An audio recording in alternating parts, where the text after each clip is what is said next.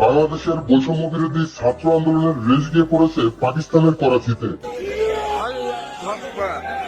বর্তমানে এশিয়ার অন্যতম বৃহত্তম দেশ পাকিস্তানে সরকার পদত্যাগ ও ইমরান খানের মুক্তির দাবিতে চলছে আন্দোলন। যেই আন্দোলনে বিপ্লবীদের কণ্ঠে ঘুরে ফিরে উঠে আসছে বাংলাদেশের নাম ও স্লোগান। ইতিমধ্যেই সামাজিক যোগাযোগ মাধ্যমে দেখা গেছে পাকিস্তানের করাচিতে উঠছে বাংলাদেশের পতাকা এবং বিপ্লবীদের কণ্ঠে স্লোগান উঠেছে ঢাকার সুরে, তুমি কে আমি কে বাংলাদেশ বাংলাদেশ।